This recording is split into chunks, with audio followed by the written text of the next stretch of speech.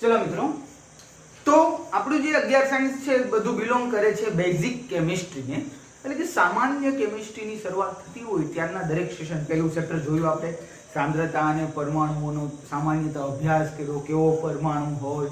બીજા ચેપ્ટરની અંદર કઈ રીતના ઇલેક્ટ્રોન પ્રોટોન ન્યુટ્રોનની શોધ થઈ હતી, એટલે એને પરમાણુની અંદર ઇલેક્ટ્રોન પ્રોટોન ન્યુટ્રોન કઈ રીતના ગોઠવાના હોય, ઇલેક્ટ્રોન ગોઠવાના હોય તો કઈ રીતે ગોઠવાના હોય, ઊંડ પૌલી આઉબાઉના નિયમો આધારિત આ બધો અભ્યાસ આપણે કર્યો. હવે નવા અભ્યાસની આપણે શરૂઆત કરવાની છે. ચેપ્ટર નંબર 3 છે તત્વોનું વર્ગીકરણ અને ગુણધર્મમાં આવર્તિતતા. તો જોઈએ, શબ્દ છે તત્વોનું વર્ગીકરણ. તો તમારા મનમાં પહેલો પ્રશ્ન એવો થાય કે સર તત્વોનું વર્ગીકરણ શું છે? આ ઓબ્વિયસલી પ્રશ્ન તમારા માઇન્ડમાં થવાનો કે સર આ તત્વોનું વર્ગીકરણ શું છે. તો આપણે સમજીએ કે તત્વોનું વર્ગીકરણ શું છે. તો એક વાત તમને કહું કે આવર્ત કોષ્ટક 9મું અને 10મું આપણે ભણ્યા ત્યારે તમે આવર્ત કોષ્ટક જોયું છે ને આવર્ત કોષ્ટક. રેડી? હવે સામાન્યતઃ અત્યારે આપણી પાસે ટોટલ 118 તત્વો છે. ભણવામાં આપણે આવે છે 114 તત્વો.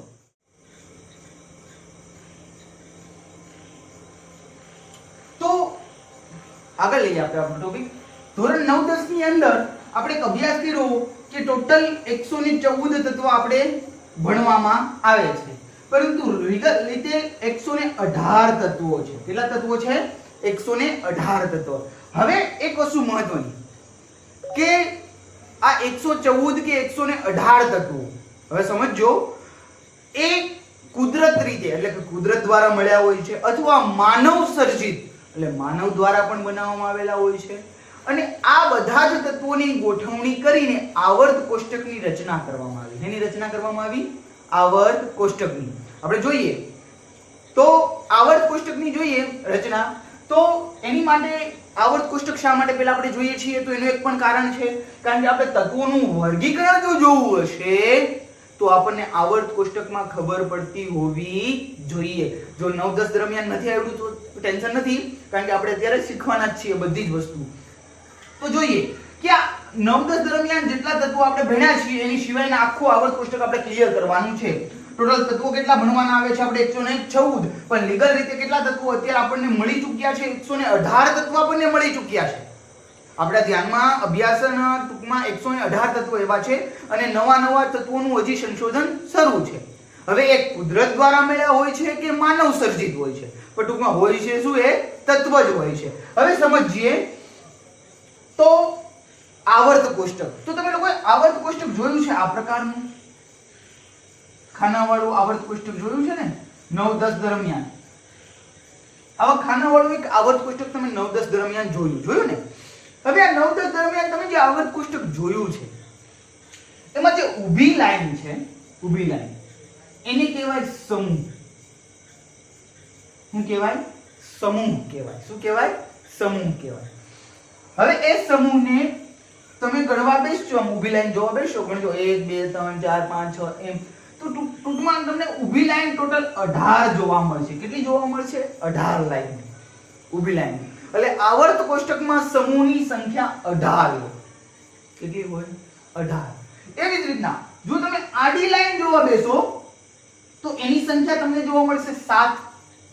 કેટલી જોવા મળશે? 7. અને એને કહેવાય આવર્ત. શું કહેવાય? આવર્ત. આડી લાઈન, જે આડી લાઈન છે એ આવર્ત કહીશું, ઊભી લાઈનને આપણે સમૂહ કહીશું.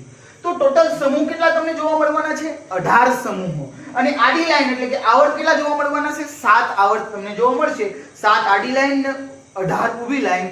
આના આધાર ઉપરથી જે કોષ્ટક બને છે એને આપણે કહીશું આવર્ત કોષ્ટક. હવે જોઈએ તત્વોનું વર્ગીકરણ. હવે તત્વોના વર્ગીકરણના આધાર ઉપરથી સમૂહ નક્કી કરવાનું આપણે થશે. તો જોઈએ તત્વોનું વર્ગીકરણ શું કહેવા માંગે છે આપણને, અથવા તત્વોનું વર્ગીકરણ આપણે કર્યું શા માટે? તો સમજો. ચલો માની લો કે એક ક્લાસરૂમની અંદર તત્વો 114 આપણે હાલ સુધી ભણીએ છીએ. તો માની લો એક ક્લાસરૂમની અંદર 114 વિદ્યાર્થી બેઠા છે. કેટલા બેઠા? 114. માની લો 114 બેઠા છો, તમે બધા ક્લાસરૂમમાં બેઠા છો માની લો. હવે હું તમને એમ પૂછું છું કે ચલો અહીંયા બેઠેલા વિદ્યાર્થીમાંથી 3 કલાક કેટલા લોકો વાંચે છે, રીડિંગ 3 કલાક કેટલા કરે છે? તો માની લો એમાંથી 10 જણાએ હાથ ઊંચો કર્યો. કેટલા જણાએ હાથ ઊંચો કર્યો? 10 જણાએ હાથ ઊંચો કર્યો. પછી હું એમને એમ પૂછીશ કે 3 કલાક વાંચવા વાળા કેટલા વિદ્યાર્થી હતા આપણી પાસે? 10 જણા હતા. હવે એમ પૂછીશ કે ચલો 4 કલાક કેટલા લોકો રીડિંગ કરે છે? કેટલી કલાક? 4 કલાક. તો માની લો કે એક ક્લાસરૂમમાંથી કોઈ 25 વ્યક્તિ હાથ ઊંચો કરે છે. કેટલા કરે છે? 25 વ્યક્તિ. પછી હું પૂછીશ કે 5 કલાક કેટલા લોકો રીડિંગ કરે છે? તો માની લો કે ક્લાસરૂમમાં 34 ની સંખ્યાએ હાથ ઊંચો કર્યો. હવે સમજજો શું કહેવા માંગુ છું. મેં એવું પૂછ્યું કે ભાઈ 3 કલાક કેટલાએ રીડિંગ કર્યું છે? તો 10 જણાએ કીધું ભાઈ મેં રીડિંગ કર્યું છે. 4 કલાક કેટલાએ રીડિંગ કર્યું છે? તો 25 જણાએ એવું કીધું ભાઈ મેં 4 કલાક રીડિંગ કરું છું રોજનું. 5 કલાક કેટલા રીડિંગ કરે છે? તો 34 જણા એવું કહે છે કે અમે 5 કલાક રોજનું રીડિંગ કરીએ છીએ. હવે સમજજો. પછી હું એમ પૂછું છું કે ચલો કેમિસ્ટ્રી કેટલી 2 કલાક કેટલા વાંચે છે? કેટલા? કયો સબ્જેક્ટ? કેમિસ્ટ્રી. 2 કલાક કેટલા લોકો વાંચે છે? કેટલા કલાક? 2 કલાક. તો એમાંથી કેમિસ્ટ્રી 2 કલાક વાંચવા વાળા આપણને માની લો 25 જણા મળ્યા. કેટલા મળ્યા? 25 જણા. ધ્યાન આપજો. 3 કલાક કેટલા લોકો કેમિસ્ટ્રી વાંચે છે? તો માની લો કે એ મને મળ્યા 27 જણા. કેટલા મળ્યા? 27 જણા. પછી હું કહું 4 કલાક કેટલા લોકો કેમિસ્ટ્રી વાંચે છે? તો માની લો કે મને મળ્યા 23 જણા. કેટલા જણા મળ્યા? 23 જણા. હવે સમજજો શું કહેવા માંગુ છું. તો 3 કલાક વાંચવા વાળા 10 જણા હતા, 4 કલાક વાંચવા વાળા 25 જણા હતા, 5 કલાક વાંચવા વાળા 34 જણા હતા. તો આના ઉપરથી સાબિત શું થાય છે? તો સમજજો. જે લોકો 3 કલાક વાંચતા હશે, સમજજો, તો એનો એક ગુણધર્મ છે. વાંચવું એક શું છે? એનો ગુણધર્મ કે 3 કલાક વાંચવું એ ગુણધર્મ થયો. તો 10 જણા એવા નીકળ્યા કે એનો 3 કલાક વાંચતા હતા. મતલબ એ 10 વ્યક્તિ કેવા થયા? સમાન થયા. કેવા થયા? સમાન. કે એની પાસે ગુણધર્મ વાંચવાનો સરખો છે. સમજજો કેવો છે? સરખો છે. પછી 4 કલાક વાળું પૂછ્યું હતું ત્યારે 25 જણાએ હાથ ઊંચો કર્યો હતો. મતલબ 25 જણા જે છે ક્લાસરૂમની અંદર એ 25 ના ગુણધર્મ કેવા છે? સમાન છે. કેમ કે 4 કલાક વાંચે છે એટલે એનું રીડિંગ બધું કેવું છે? સરખું. એટલે એનો વાંચવાનો જે ગુણધર્મ છે એ કેવો છે? સમાન છે. બીજા 34 જણાનો વાંચવાનો ગુણધર્મ કેવો છે? સમાન છે. તો તમે એક વસ્તુ વિચારો કે ગુણધર્મ કેવા નીકળ્યા ક્લાસરૂમમાંથી? મેં અમુક પ્રશ્ન પૂછ્યા પણ કેમિસ્ટ્રી વાંચવા વાળાના 25 જણાના 2 કલાક વાંચવા વાળાનું પૂછ્યું તો 25 જણાએ હાથ ઊંચો કર્યો. મતલબ કેમિસ્ટ્રી વાંચવાનો 25 જણાનો ગુણધર્મ કેવો છે? સમાન છે. તો આવી રીતના માનવ દ્વારા અને કુદરત દ્વારા જમીનની ખનન ક્રિયાથી અલગ અલગ તત્વો મળતા હતા. તો આ તત્વોનો અભ્યાસ કરતા હતા તો એમાંથી અમુક તત્વ સમાન ગુણધર્મ ધરાવતા હતા. શું કરતા હતા? અમુક તત્વો શું કરતા હતા? સમાન ગુણધર્મ ધરાવતા હતા. માની લો એક એક્ઝામ્પલ લઈને તમને સમજાવું. માની લો 18મો સમૂહ છે, છેલ્લો સમૂહ. 18મો સમૂહ, છેલ્લો સમૂહ. સમૂહ નંબર 18 છેલ્લો સમૂહ છે. તો છેલ્લા સમૂહની અંદર કોણ આવે? તો હિલિયમ આવે, નિયોન આવે, આર્ગોન આવે, ક્રિપ્ટોન આવે, ઝેનોન આવે અને રેડોન આવે. સોરી, ઝેનોન આવે અને રેડોન આવે. હવે ધ્યાન આપજો અહીંયા શું કહેવા માંગુ છું. મારો કહેવાનો ભાવાર્થ શું છે? તો સમૂહ 18મો એમને લીધો. 18 સમૂહની અંદર કયું કયું તત્વ મળ્યું? Helium, neon, argon, krypton, xenon, radon. તો આ જે 6 તત્વો છે એને એક સમૂહમાં શા માટે મૂક્યા? તો તમે એક વસ્તુ તો તમારા માઇન્ડમાં આવી ગઈ છે કે સર એને એક સમૂહમાં આપણે એટલા માટે મૂક્યા કારણ કે એના ગુણધર્મ સમાન હતા. શું સમાન હતું? ગુણધર્મ સમાન હતા. તો પછી હું બીજો પ્રશ્ન પણ તમને પૂછી શકું. ચલો બેટા, એના ગુણધર્મ સમાન હતા તો કયો એમનો ગુણધર્મ સમાન હતો? સમજે છે મારો પ્રશ્ન? શું પૂછું કે એનો કયો ગુણધર્મ સમાન હતો? તો તમે એમ કહો કે સર એક ગુણધર્મ એનો એ સમાન હતો કે એ બધા જ નિષ્ક્રિય વાયુ તત્વો છે. કેવા તત્વો છે? નિષ્ક્રિય વાયુ તત્વો. આપણે અગાઉ અભ્યાસ કર્યો હતો ત્યારે જોયું હતું 18મો સમૂહ એ નિષ્ક્રિય વાયુ તત્વો છે. તો તમે એમ કહો કે સર એ કેવા છે? નિષ્ક્રિય વાયુ તત્વો છે. તો હું બીજો પ્રશ્ન પૂછીશ કે કેમ ભાઈ એ નિષ્ક્રિય વાયુ તત્વો છે? તો તમે એને એમ કહેશો કે સર એ કોઈને ઇલેક્ટ્રોન આપતું નથી કે કોઈની પાસેથી ઇલેક્ટ્રોન મેળવતું નથી. ધ્યાન આપજો, 18મો સમૂહ શું કરે છે? એ કોઈને ઇલેક્ટ્રોન આપતો પણ નથી અને કોઈની પાસેથી ઇલેક્ટ્રોન મેળવતો પણ નથી. મતલબ એ કેવા છે? નિષ્ક્રિય વાયુ તત્વો. તો helium, neon, argon, krypton, xenon, radon એ બધા જ ના ગુણધર્મ કેવા છે? સમાન છે. તો વૈજ્ઞાનિકોએ શું વિચાર્યું કે આપણે એક કામ કરીએ, બધા તત્વો વિશે એક એક અભ્યાસ કરવા બેસીએ.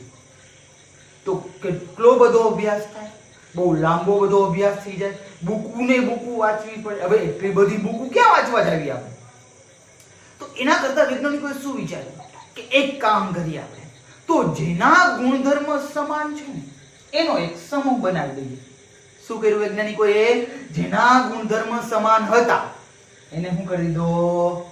એક સમૂહ બનાવી દીધો. આવા ટોટલ એને કેટલા સમૂહ બનાવી દીધા? 18 સમૂહ બનાવી દીધા. 18 સમૂહ બનાવી દીધા અને એને કીધું કે 18 સમૂહમાં દરેક સમૂહના ગુણધર્મ સરખા, સમૂહના તત્વોના ગુણધર્મ સરખા. માની લો 18મો સમૂહ લો તો જેવો હિલિયમનો ગુણધર્મ એવો જ નિયોનનો, એવો જ આર્ગોનનો. તો ખાલી તમને હિલિયમ વિશે ખબર હોય તો તમને neon, argon, krypton, xenon, radon બધા વિશે ખબર પડી જાય. ખબર પડે છે હું કહેવા માંગુ છું? તમે કોઈ એક તત્વ વિશે અભ્યાસ કરો તો બધા જ તત્વના ગુણધર્મ કેવા હોય? સમાન હોય. એટલે કે 18મો સમૂહ માની લો હિલિયમ છે, એ કોઈને ઇલેક્ટ્રોન આપતું નથી ને ઇલેક્ટ્રોન મેળવતું નથી. એનો મતલબ શું થાય? તો નિયોન પણ કોઈને ઇલેક્ટ્રોન આપશે નહીં અને મેળવશે નહીં. આર્ગોન પણ કોઈને ઇલેક્ટ્રોન આપશે નહીં, મેળવશે નહીં. કેમ? તેમ બધા જ ગુણધર્મ કેવા હશે? સમાન હશે. એટલે એક સમૂહના બધા જ તત્વોના ગુણધર્મ કેવા હોય? સમાન હોય. તો વૈજ્ઞાનિકોએ શું કર્યું? તો વૈજ્ઞાનિકોએ એના ગુણધર્મના આધારે એનું વર્ગીકરણ કર્યું. વર્ગીકરણ એટલે શું? તો સમાન વસ્તુ હોય ને, સમાન ગુણધર્મ, એને એક બાજુ ગોઠવી દે. સમજાય શું કહેવા માંગુ છું? જેમ કે 3 કલાક વાળા હતા 10 જણા હતા તો એને એક બાજુ લઈ લો. 4 કલાક વાળા 25 જણા હતા એને એક બાજુ લઈ લો. 5 કલાક વાળા 34 જણા હતા એને એક બાજુ લઈ લો. તો એ મેં વર્ગીકરણ કર્યું કે 3 કલાક વાળા 10 જણા છે તો એને એક બાજુ મૂકી દો, એનું વર્ગીકરણ થઈ ગયું.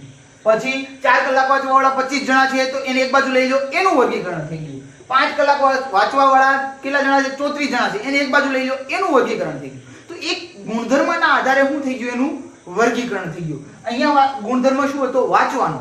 કે ભાઈ કોણ કેટલી કલાક વાંચે છે, કોણ કેટલી કલાક રીડિંગ કરે છે, એ ગુણધર્મ હતો. એમ અહીંયા પણ દરેક સમૂહને પોતાના ગુણધર્મ હશે અને એ ગુણધર્મ બધા જ તત્વોને લાગુ પડતા હશે. ખબર પડે છે? એટલે તત્વોનું વર્ગીકરણ કોના આધારે કરવામાં આવ્યું? એના ગુણધર્મોના આધારે. અને એના ઉપરથી વૈજ્ઞાનિકોએ શું બનાવ્યું? સમૂહ બનાવ્યો. શું બનાવ્યો? સમૂહ. ચાલો ફરી એકવાર સમજાવું છું આખી વસ્તુ. તો સૌપ્રથમ વૈજ્ઞાનિકો અલગ અલગ તત્વોનું સંશોધન કરતા હતા. તો જમીનમાંથી અમુક તત્વો મળતા હતા, અમુક માનવ સર્જિત તત્વો હતા. હવે એ બધા જ તત્વોનું શું કરવું જરૂરી હતું? ગોઠવણી. કેમ? કારણ કે એક ગોઠવણી થઈ જાય, વર્ગીકરણ થઈ જાય તો એક તત્વના આધાર ઉપરથી બીજા એની જેવા તત્વો હોય એનો અભ્યાસ થઈ શકે. એટલા માટે શું કરવું જરૂરી હતું? વર્ગીકરણ. અને એ વર્ગીકરણના આધાર ઉપરથી આવર્ત કોષ્ટક બનાવવું જરૂરી હતું. એટલે વૈજ્ઞાનિકોએ શું કર્યું કે સમાન ગુણધર્મ ધરાવતા હોય ને એનું વર્ગીકરણ કરી નાખ્યું કે ભાઈ આનું ગુણધર્મ આ છે તો એના જેવું બીજાનું ગુણધર્મ છે તો એને એક સમૂહમાં મૂકી દો. પછી એને વર્ગીકરણ કરી નાખ્યું અને બનાવી દીધું આવર્ત કોષ્ટક. ક્લિયર? તમારા માઇન્ડની અંદર આવર્ત કોષ્ટક કેમ બન્યું? શા માટે બન્યું? કારણ કે એક જ તત્વનો કોઈ અભ્યાસ કરો તો એના આધાર ઉપરથી એના સમૂહના બધા જ તત્વોનો અભ્યાસ એના જેવો સમાન હોય. ખબર પડે છે? એટલે કે એના ગુણધર્મ કેવા હોય? સમાન હોય. જેવો હિલિયમનો ગુણધર્મ એવો નિયોનનો, એવો આર્ગોનનો, એવો ક્રિપ્ટોનનો, ઝેનોનનો, રેડોનનો બધાના ગુણધર્મ કેવા? સમાન હતા. એટલે તત્વોનું વર્ગીકરણ કર્યું. પછી ગુણધર્મમાં આવર્તિતતા. એટલે એના ગુણધર્મમાં શું શું ફેરફાર થાય છે સમજો. ગુણધર્મ છે સમાન પણ અમુક ગુણધર્મ એવા છે કે એમાં કંઈક ફેરફાર થશે, વધારો થશે, ઘટાડો થશે, એ પણ આપણે અભ્યાસ કરવાનો છે. ક્લિયર આટલી વસ્તુ તમારા માઇન્ડની અંદર કે તત્વોનું વર્ગીકરણ કઈ રીતે કર્યું, તો જેના અમુક ગુણધર્મ સમાન હતા એને એક સમૂહમાં ગોઠવી દીધા. રેડી? હવે આનું ઊંડાણપૂર્વક એક સમૂહ લઈએ. સમૂહ શીખવાના છીએ આપણે. આખું આવર્ત કોષ્ટક તૈયાર કરવાનું છે આપણે. તો કેમ ગોઠવણી થઈ છે AB અને કેવી રીતના ગોઠવણી થઈ છે AB, એ બી બધું આપણે શીખવાનું છે. તો ચાલો આગળ વધીએ.